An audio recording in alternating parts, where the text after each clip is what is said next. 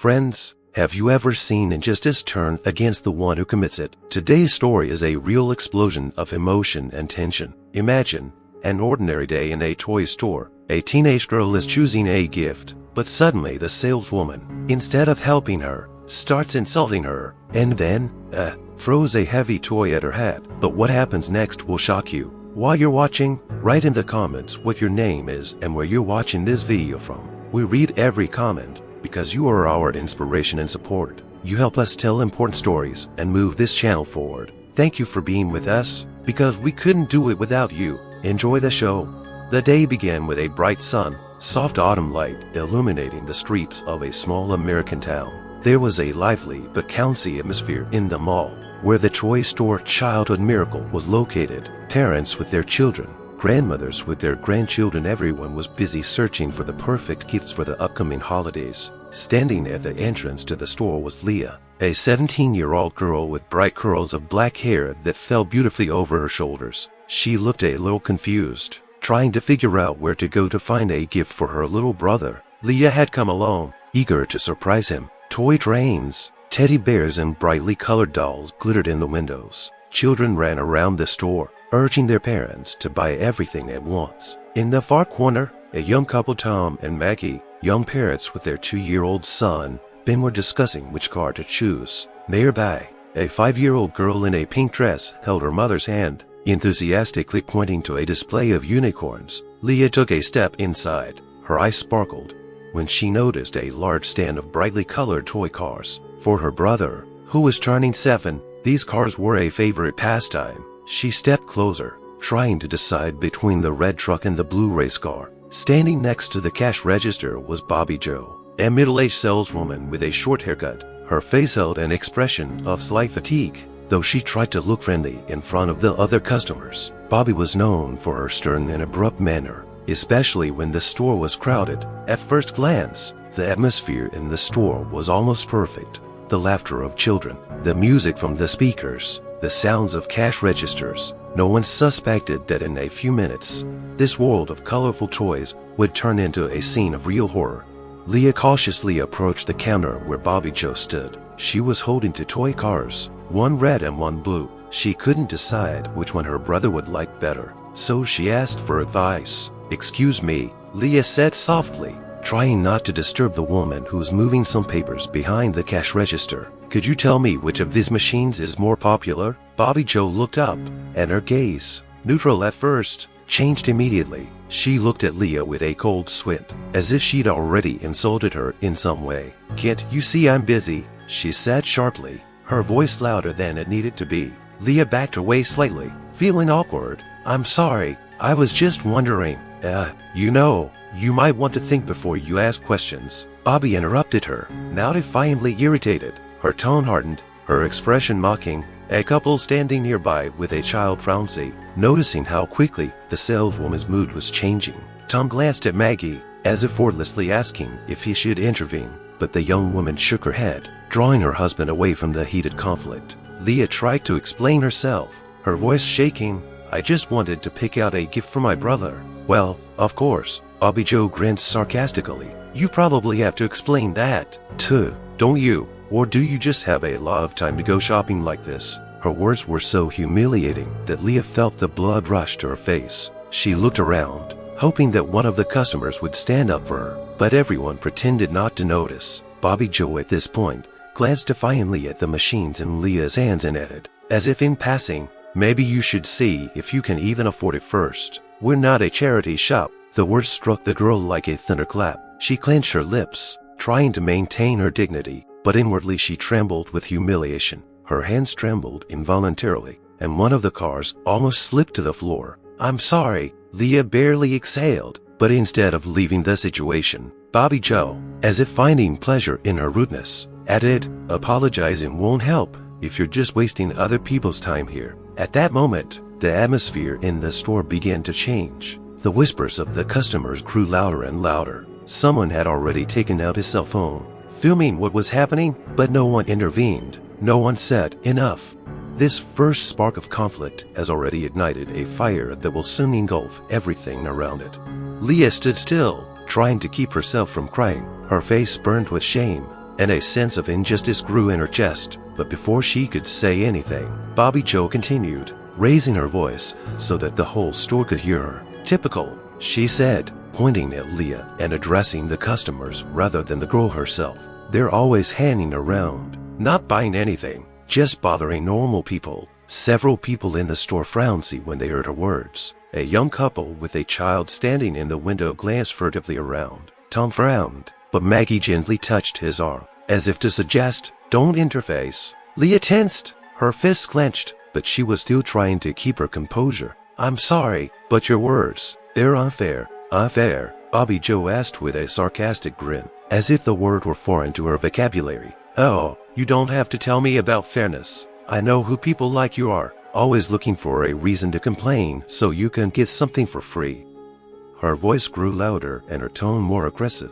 It was no longer mere irritation. It was real hatred in her words. "What do you mean?" Leah asked quietly, trying not to show her fear. "You know exactly what I mean," she continued, giving the girl a scornful look. "People like you are always trying to play the victim. You want me to pick out a car for you? How about I pay for it for you? Or did you just decide to wait until we have a sale for the special ones?" Those words sounded like a blow. Leah felt the eyes of all the people in the store fixed on her. It was as if someone had turned on a spotlight that illuminated her in the center of the room. Someone gasped quietly, but no one made an attempt to stop the saleswoman. There was an oppressive silence in the air, broken only by Bobby Joe's loud, gloating words. "Maybe you were right to come here alone," the saleswoman continued, her voice announcing venom. "You shouldn't have brought your noisy family with you. This is a cultured place." That was the last straw. Leah felt a lump rise to her throat. She didn't know what to say. Bobby Joe's words weren't just harsh, they were hurtful, making her feel small, helpless, and humiliated. One of the buyers couldn't stand it and started filming what was happening on his phone. A young girl at a neighboring stand whispered to her companion, "That's terrible. Can you hear what she's saying?" "I hear you," the man replied, but his tone betrayed fear. He made no move to intervene. Bobby Joe noticed the cameras and, instead of calming down, only became more enraged. "Oh, they're taking pictures on your phone now. Oh, great. Let everyone see how I deal with customers who don't realize they have no right to be in places like this." These words echoed through the store, hanging in the air like a heavy blanket. Many shoppers were shocked, but no one dared to intervene. Leah stood alone against the humiliating torrent of hatred coming from a woman who was supposed to be helping people, not destroying their dignity. And then, from the depths of her soul, something new began to rise, not just pain and resentment, but anger. Anger at the injustice, at the indifference of others, and at the fact that someone dared to speak to her like that just because of the color of her skin. The store, a moment ago full of excitement and joy, suddenly fell into an oppressive silence.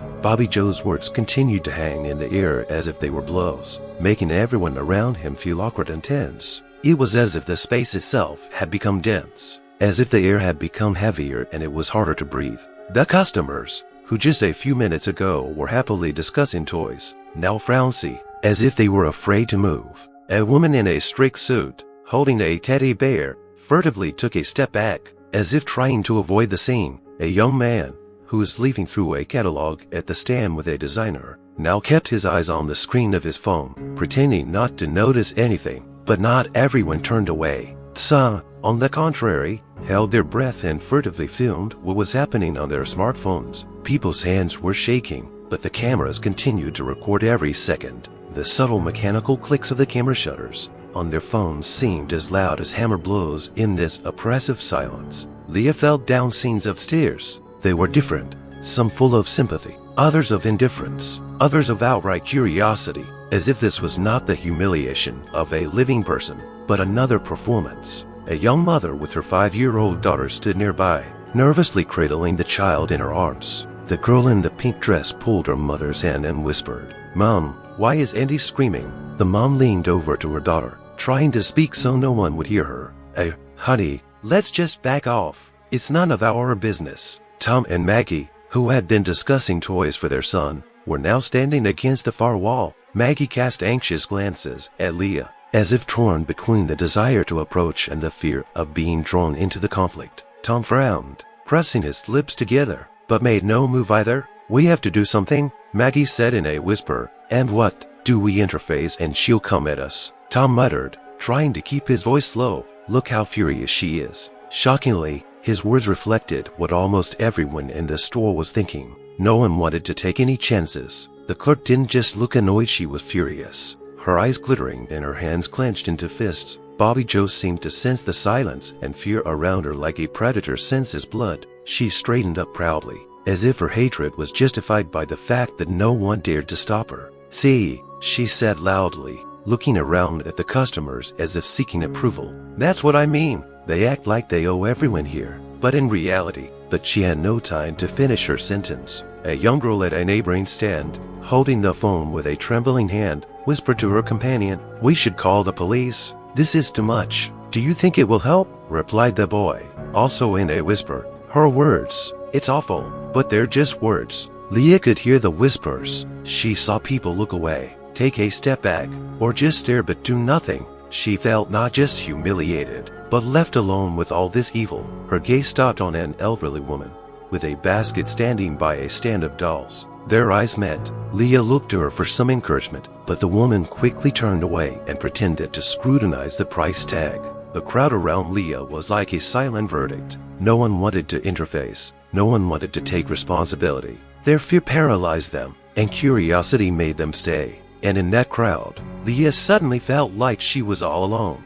Leah inhaled deeply, trying to keep her composure. Her hands trembled slightly, but she knew that if she kept silent, it would only confirm her powerlessness. "I'm sorry, but you have no right to talk to me like that," she said firmly, trying not to let her voice betray her excitement. Bobby Joe turned sharply toward Leah, her face twisted with anger. "I don't have the right." Her voice rose an octave higher, drawing even more attention. "Do you realize who you're talking to? You're the one acting like you can do anything. You come here, demanding something, not knowing how to behave." Leah was stunned. Her attempt to answer only fueled the saleswoman's rage. The girl took a step back, but immediately gathered her strength and said, "All I did was ask a question. Why are you doing this to me?" "Why?" Bobby Joe almost shouted, raising her hands as if she were addressing an invisible judge. "Because people like you always think they're owed everything. You think I don't see what's going on? You didn't come here to buy. You came here to make everyone feel bad." She pointed sharply at the door, her fingers trembling with exertion. "You know what, baby? Get out of here. Now, I don't want any trouble from you." The crowd around them held their breath. People looked at each other, but no one interfered. The tension was becoming almost palpable, as if the air in the store was electrified. "You don't even know me," Leah said with pain in her voice. "What makes you think I did anything?" "Oh, believe me, it only takes one look to know who you are," Bobby Joe snarled, her voice announcing venom, loud, brash, and, "Of course, you think everyone owes you something." Leah felt tears come to her eyes. She blinked quickly, trying not to show weakness. "It's not fair." Her voice trailed off, but she continued, "I didn't do anything wrong. You can't just kick me out just because you don't like me." "Do you like it?" The saleswoman laughed, but there was no joy in her laugh. It was a harsh, cruel laugh. "It's not a popularity contest here, baby. You're a nuisance and a troublemaker." The woman stepped toward Leah, her figure looming over the girl like a storm cloud. "I said get out," she shouted, pointing at the door, "and don't you ever come back here again." Someone among the shoppers whispered, "This is too much. She didn't do anything wrong." "Then why doesn't anyone say anything?" replied the other in a whisper. Bobby Joe's words echoed through the store, filling the entire space. Leah felt her humiliation growing stronger with each sound, but she couldn't move. Her feet felt like they were stuck to the floor. "Are you deaf?" Bobby added, her voice even rougher. "I said get out of here." The situation was heating up like a growing storm, ready to collapse at any second. The crowd around still remained nude. Only the phones continued to record every moment, and Leah, surrounded by these silent witnesses, realized that none of them would dare to protect her. The crowd held its breath as Bobby Joe, seething with rage, leapt out from behind the counter. Her movements were as sharp as those of an enraged animal. The woman headed straight for the toy stand, flashing her eyes and stomping her heels loudly on the floor. Leah instinctively stepped back, her hands raised as if in defense. "You think you can stand there and snap at me?" Bobby Joe shouted, grabbing the first toy she saw on the shelf, a heavy metal car. Her hands shook with rage, but the force of her anger made her grip ironclad. The crowd watched in horror as the saleswoman picked up the toy. Someone in the audience whispered, "Is she going to quit?" "Hey, what are you doing?" shouted a young man from the back row, but his voice was weak and his legs wouldn't move. Bobby Joe paid no attention to this. Her face was contorted with anger, her lips tight, and her eyes glittered in fury. She raised the toy car above her head. "Here, take this," she shouted, as if it was a right to humiliate and punish. The toy flew through the air with terrifying speed. The entire store was filled with the sound of the metal art breaking the silence. Time seemed to slow down. The customers stood motionless. Their eyes widened. Their breathing stopped. Leah, an elderly woman with a basket, cried out, but her voice was drowned in the general hum. The machine hit Leah in the temple with a thud.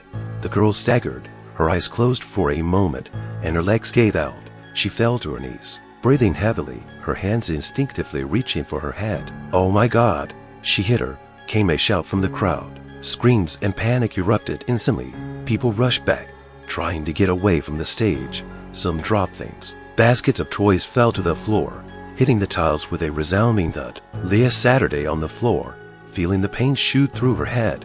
Her fingers felt the warm, sticky wetness of blood running down her temple, dripping slowly to the floor. She tried to get up, but she was dizzy and the noise around her was getting louder. "What have you done?" The man with the cell phone finally shouted out and stopped filming. "This isn't just a conflict anymore. You could have killed her." But Bobby Joe, instead of repenting, only looked around defiantly. She fixed her hair, which was out of her tight style, and said with cold fury, "What are you complaining about? She shouldn't even be here." Her words caused a new surge of emotion among the crowd. A woman with a child covered her daughter's eyes with her hands, pulling her away. Someone tried to dial the police, but the connection failed due to the general noise and chaos. Leah was still sitting on the floor, her head throbbing and her eyes foggy, but even through the pain, she could hear her humiliation now being discussed aloud. Whispers had turned into open conversations. "It was too much. She's a psychopath," said the girl with the phone, shooting the aftermath. "This has to stop," one of the men muttered, but stayed where he was, covering himself with a basket. No one came up to Leah. No one helped her up. The fear of a furious Bobby Joe seemed to paralyze everyone. The situation was escalating, and from the center of this chaos came Leah's faint voice. "Why, nobody's helping." Her words were lost in the general hum. Leah staggered and collapsed to her knees like a puppet whose strings had been cut. Her trembling fingers covered her temple, but the blood, thick and bright red, continued to trickle through her fingers, running down her cheek and dripping onto the shiny tile floor. The droplets splattered around, leaving frightening stains that seemed especially bright against the holiday glitter of toys and the rainbow lights of shop windows. The crowd, previously silent and impassive, frowned in collective shock. Some covered their mouths with their hands. Some recoiled as if they could physically feel Leah's pain. There was a muffled whisper in the air, turning to screams. "Oh my God, she's bleeding," shouted a young woman with a stroller, pushing the toy cart aside. Her eyes widened with horror and her voice trembled. "Somebody call an ambulance," a man shouted, looking at Leah, but his voice was weak, almost lost in the general hum. Leah, breathing hard, pressed her palm to her head. The pain was deafening, echoing in her temples and through her body. Her vision was blurring, as if someone had thrown a foggy veil over her eyes. She tried to rise, but her body betrayed her, her legs shaking and her arms barely holding her weight. "Why, is this happening to me?" she barely whispered, her voice shaking with pain and humiliation. Bloody footprints began to form on the floor around her. The drops turned into small puddles, and the sight of them seemed to horrify the people around her even more. The old woman with the basket slowly stepped back, her face as pale as chalk. "She's just a kid after all," she muttered, but like everyone else, she didn't move to help. Bobby Joe stood nearby, her face a strange mixture of rage and confusion. She still had the other toy in her hands, as if she were preparing to throw it again. Her chest heaved, but she didn't look remorseful. "Complain to me again," she shouted, but her voice was nervous, as if she was beginning to realize that she had gone too far. "Get out of here before I call the police." "The cops will have to call you,"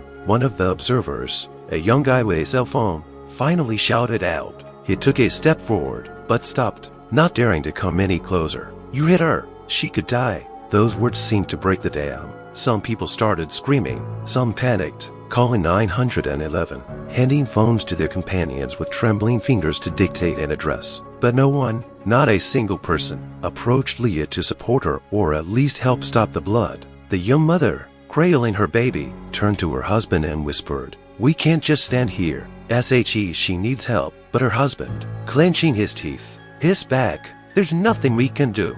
It's dangerous." Leah, trembling, tried to get up. Her body didn't respond well, but she mustered the last of her strength. A faint, barely perceptible smile appeared on her lips, as if she were trying to convince herself she could do it. "It's okay," she whispered, but her voice was weak, almost indistinguishable in the hum of voices. There was horror on her face, not from the pain, but from the fact that she was alone, surrounded by down scenes of people who looked at her as if she were an unfortunate object, but did nothing. Pain and weakness pierced her like sharp knives, but worst of all was the emptiness inside. Frustration, fear, and loneliness came together, creating a storm of emotions that swept over her as the world around her swirled and faded. The crowd continued to watch, silent and helpless, in that awful silence, interrupted only by the sound of a siren that finally sounded somewhere in the distance.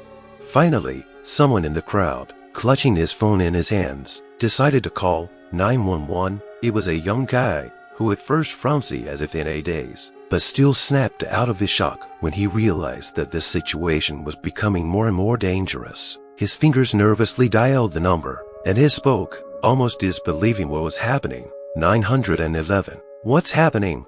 "We've got, in the store." The boy's voice was shaking, and his words were jumbled. "A girl, she's been hurt, hit in the head. She's bleeding. It's an emergency. We need help." A few seconds later, a female operator came on the line, her voice professionally calm, but even through the phone you could feel the tension. "Stand by. Help is on the way. Where are you?" The young man spoke the address of the store quickly. He could hear him catching his breath, desperately trying to remain calm, but his voice gave away his anxiety. "The police are on their way. Do not attempt to move the victim. Wait for help. Stay calm." The crowd around Leah continued to remain frowning. Some stood with their phones, recording what was happening. Others looked around confused, not knowing how to help. And while everyone was busy trying to get emergency services called, Bobby Jo, meanwhile, was conducting her strange, angry defense. It was her own fault, she shouted, as if every word she said was a shot in Leah's direction. "I couldn't let this go on. If she had behaved normally, this wouldn't have happened." Her voice was as loud as before, but now it had a desperate panic in it. She seemed to be looking for excuses for her cruel act, and every glance she gave Leah was full of hatred. "Do you really think it's my fault?" Bobby Jo yelled again, hiding her toys behind the counter as if they could be your defense. "You're the one who came in here and started your stupid questions, and I just did what needed to be done." She threatened me. Her voice became even louder, and she began pacing aggressively around the store, desperately looking into the faces of those around her. She didn't realize that there was no truth in her excuses, and her words were losing their power. The faces of the shoppers remained unhappy and frightened, but they still did not dare to intervene, leaving room for her dictatorial shouts. "If anyone takes this one side," she continued, stammering with anger, "you can all leave too. This is my store, and I decide who stays here." But her words, like her actions, no longer sounded confident. They didn't quell the fear, but instead only confirmed how much she herself was under the pressure of her own guilt. There was something unspeakably empty and desperate in Leah's eyes that did not escape the others. Leah was in shock, barely aware of what was happening around her. Every breath she took seemed too deep. Her body kept losing strength. She sat there leaning on the floor and couldn't understand how she ended up here, how her life had suddenly collapsed into such chaos. Her heart clenched with fear. She couldn't fight it. Even now, as her life hung in the balance, she felt a loneliness she couldn't etch out. But at last the sounds of sirens could be heard, at first from a distance, and then, like a thunderous roar, they filled the space. The honking of cars was getting closer. The police were close. The doubt that this nightmare would continue began to fade, but fear for Leah's fate was still in the air. And there they were. 2 police cars stopped in front of the store. The exhaust pipes cut through the air, and people even seemed to start breathing easier. But despite the arrival of the police, the tension did not disappear. Everything now depended on how things would unfold. The sirens of the police cars were still blaring when the doors of the store opened with a bang. There was silence in the room. People frowsy, unable to take their eyes off Leah, still sitting on the floor, her hands on her head, trying to cope with the pain. But all attention was now focused on the one man who had appeared on the doorstep, Leah's father. His appearance was out of the ordinary, not only because he was tall and imposing, but also because he had an air of authority about him. With every step he took, it was clear that this man was not like those one usually encounters in such situations. He moved confidently, and his gaze was as sharp and cold as a knife blade. The people began to back away with restraint, giving him a way out. Leah's father was a man who owned companies, bank accounts, and influence in the highest circles. His name was a household name in business and political circles. Leah never talked about it, but everyone knew he was the kind of man who could make hell for anyone who dared to harm his family. The saleswoman, Bobby Joe, who until then had continued to yell at people and make excuses for her actions, suddenly became silent. When she saw the man, her face turned pale and a horrifying realization flashed in her eyes. She backed away, but she could not take her eyes off his cold face, which seemed to be burning out her own soul. "Is that your father?" asked the policewoman, who approached Leah, looking at the man with slight surprise. Leah barely nodded, feeling her legs begin to shake.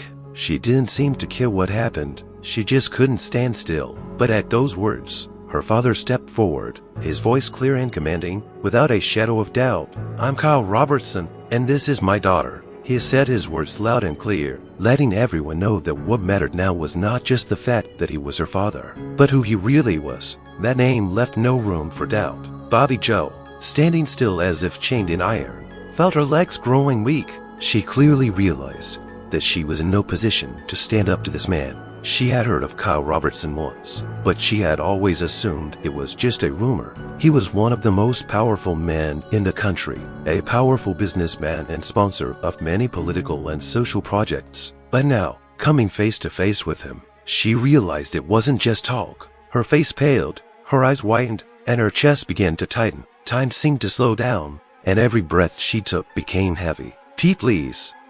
I didn't know it was her father." Bobby Joe began to panic, her voice shaking as if she was losing all her superiority. She tried to justify herself, but now all her words sounded like pathetic excuses. Kyle Robertson was in no hurry to intervene. His gaze was calm, but you could read the icy determination in it. He had no need for emotion. Everything was clear. He made his way to Leah, dropping to one knee in front of her, and took her hand. His touch was firm, sure, and there was a care in the gesture that Leah might not have felt in a long time. "Are you okay?" His voice was soft, but distinctly commanding. Leah barely nodded, her eyes unable to meet his gaze. She was confused, but perhaps now she felt the very protection she had dreamed of. "Father is here. He is near," and all her suffering, if only for a little while, couldn't be heard. Bobby Joe stood still, her arms slumped along her body. All her confident demeanor, her arrogance, was gone. All she felt now was fear and confusion. All she could do was look around confused, not knowing where to hide from someone who was far more frightening than she could have imagined. "Please, Mr. Robertson, I didn't know. I didn't mean to." Her voice became almost unintelligible with fear, and every word she said was lost in space. Kyle Robertson exhaled quietly, his gaze becoming even more icy. He stood up and looked at the policeman next to him. "Everything that happened here will be investigated. There will be no more excuses on your part. Bobby Joe, you don't work here anymore, and your business will be investigated, too." The policeman only nodded, and his colleagues stood motionless, watching intently. The silence that came after these words was oppressive, as if the very atmosphere of the store had shrunk, feeling the weight of the impending punishment. In a room filled with cops and tension, the air became heavy. Everything seemed to be going as it should, but for Bobby Joe, the world had turned upside down. Every breath she took, every movement now seemed slowed down, like a nightmare from which you can't wake up. The moment she met Kyle Robertson's gaze was like a bolt of lightning that cut through her inner world. She felt her confidence melt away as her own legs began to shake, as if the ground beneath her feet was disappearing. Her words were no longer so loud, and the sounds themselves seemed unbearably heavy. The saleswoman looked around in panic, as if trying to find a way out, but everything around her had become as closed as a cage. The people who had just been silently observing the situation now looked at her with dislike and judgment. as if they realized that they had witnessed something much worse than just the incident in the toy store. I couldn't have known, Bobby Joe whispered, her voice trembling, and every glance she had was directed toward Kyle. But she didn't dare meet his eyes. She knew her excuses were meaningless. It was that moment when reality hit her with full force. The saleswoman who had once felt invincible was now just a woman standing in front of a man whose power and influence far exceeded her own. The police watched silently, realizing that the situation was only escalating. Kyle Robertson had already made his moves, and now everything was settled. He was in no hurry to intervene in the conversation, knowing that he didn't need to give Bobby Joe the slightest chance to justify himself. He was the one who was now in control of this situation, and he was ready to use his power to see that justice was done. You realize there will be consequences for this, right? Kyle said finally, his voice as cold and sharp as a knife. He needed no emotion. His words were like a sentence, and Bobby Joe felt it. It was as if she felt her inner confidence cracking at the seams. Her legs buckled treacherously, and she tried to straighten up, but nothing worked. I didn't think it would turn out like this. Her words sounded increasingly meaningless. It's just, I didn't know who she was. I didn't think it could get this far. I couldn't have known. She tried to make excuses, but every word she said lost weight. She was beginning to realize that her excuses looked not only weak, but pathetic. Bobby Joe could have sworn that just a few minutes ago, she had thought she was the master of this situation. But now, on the other end, she felt like a toy about to be crushed. Every look around her now seemed judgmental. People who might once have pitied her now turned away, as if afraid of being stained by this shame. She felt her legs shaking and her heart pounding in her chest like a hammer, increasing her fear with each passing moment. Bobby Joe didn't dare raise her head. She realized that her life could now change in an instant, and that was far more frightening than any punishment.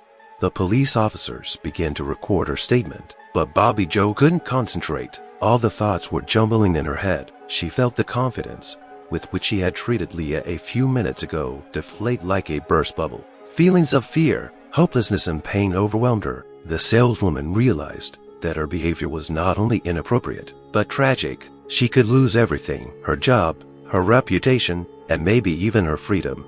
This isn't over, Kyle Robertson added, his voice firm and clear of doubt. We will act. You will be held accountable for what you have done. Bobby Joe felt her gaze lose itself in the void. She could no longer make eye contact with the people around her. They were strangers to her now, and every one of them was a potential witness to her downfall.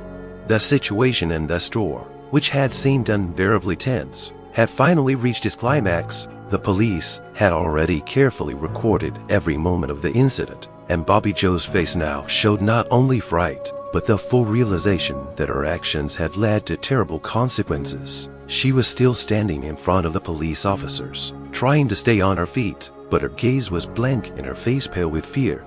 You are under arrest for assaulting a girl, said one of the police officers, approaching Bobby Joe and handcuffing him. Your actions have caused bodily harm. You will be charged with assault, as well as racial discrimination and threats. The policeman's voice was calm but firm, and every word he said echoed in the shopgirl's ears like a sentence. She was still trying to say something, but the words wouldn't come out. There was only one thought in her head.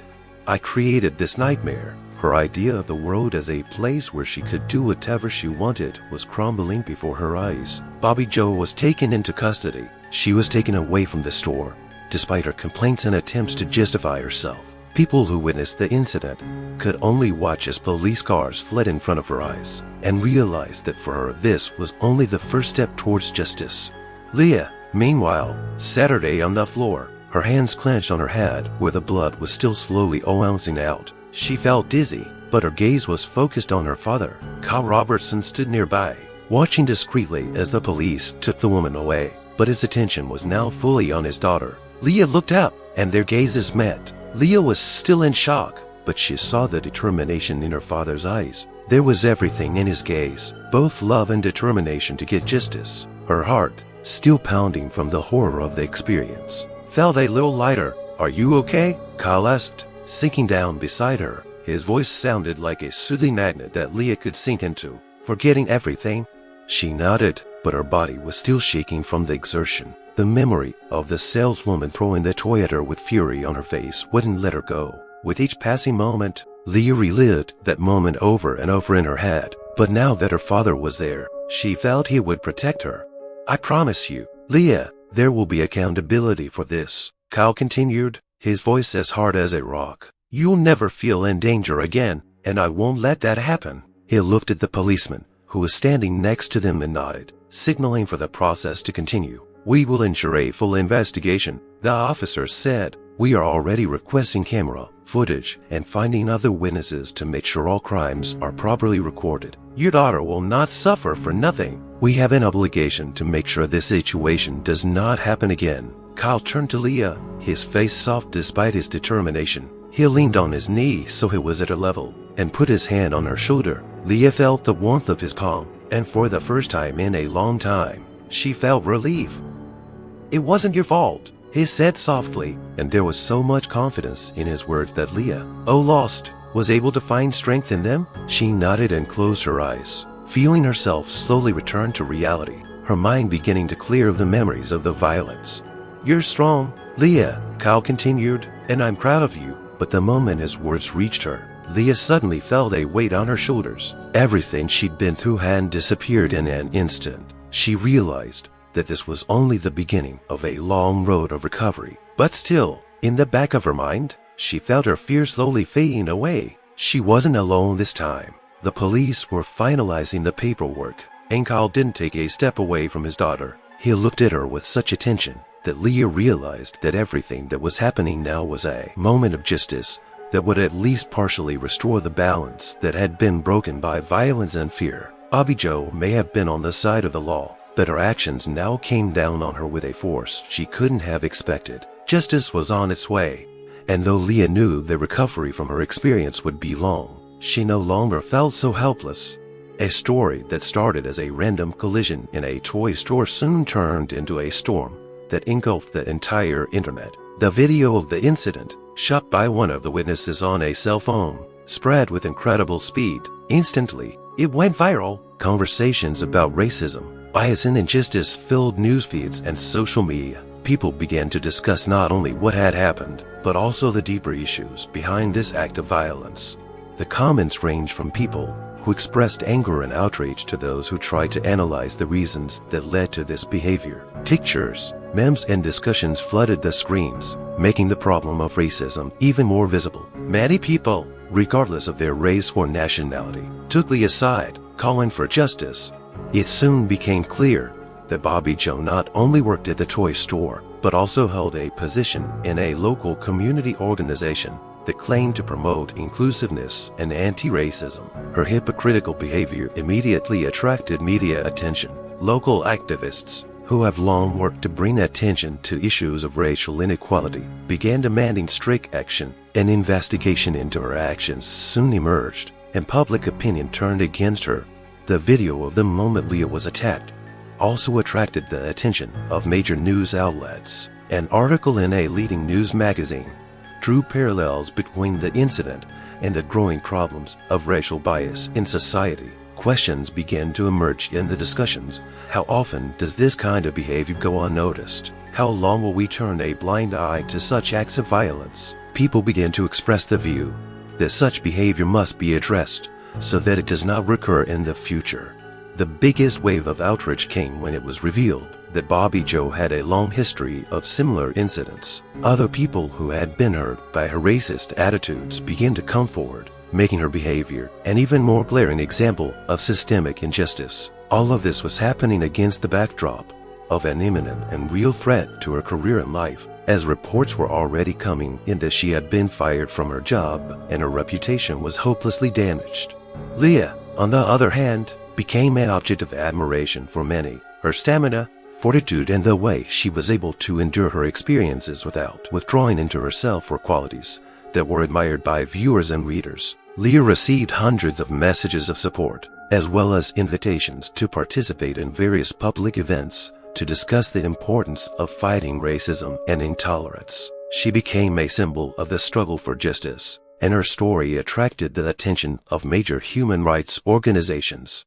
But despite all the outward positives, Leah couldn't forget what had happened. She continued to feel the weight of that day, even though she found the strength to move on. There were still scars in her soul that she couldn't forget. Leah knew her recovery would take time, but still, she felt the support of those around her and realized that her pain was not in vain.